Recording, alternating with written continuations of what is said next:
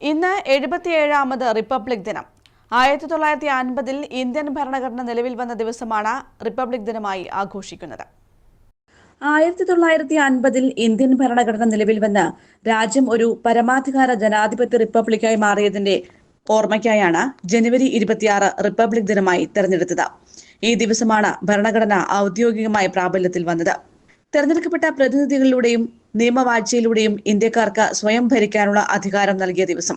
രാജ്യമെമ്പാടുമുള്ള ആളുകൾ ഈ ദിവസം സ്വാതന്ത്ര്യദിനമായി ആചരിച്ചു, പ്രതിജ്ഞയെടുത്തു, പതാകകൾ ഉയർത്തി, സ്വയംഭരണത്തിനുള്ള അവകാശം ഉറപ്പിച്ചു.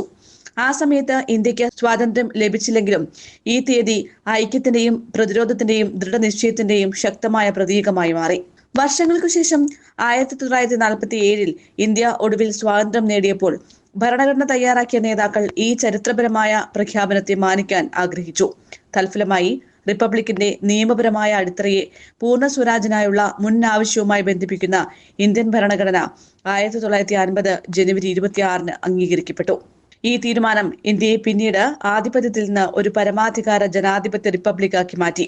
ഈ ദിവസമാണ് ഡോക്ടർ രാജേന്ദ്ര പ്രസാദ് ഇന്ത്യയുടെ ആദ്യ രാഷ്ട്രപതിയായി സത്യപ്രതിജ്ഞ ചെയ്തത്. ബ്രിട്ടീഷ് ആധിപത്യത്തിൽ നിന്ന് സ്വന്തം ഭരണഘടനയും തെരഞ്ഞെടുക്കപ്പെട്ട പ്രതിനിധികളും ഭരിക്കുന്ന ഒരു പരമാധികാര ജനാധിപത്യ റിപ്പബ്ലിക്കിലേക്കുള്ള ഇന്ത്യയുടെ ഔപചാരിക മാറ്റത്തെ ഇത് അടയാളപ്പെടുത്തി. രാഷ്ട്രീയ പ്രാധാന്യമുള്ള കാഴ്ചപ്പാടിൽ റിപ്പബ്ലിക് ദിനം ഇന്ത്യയുടെ ജനാധിപത്യത്തോടുള്ള പ്രതിബദ്ധത എടുത്തു കാണിക്കുന്നു. കൊളോണിയൽ ഭരണത്തിൽ നിന്ന് തെരഞ്ഞെടുക്കപ്പെട്ട നേതൃത്വത്തിലേക്കുള്ള മാറ്റത്തെ ഇത് അടയാളപ്പെടുത്തുന്നു.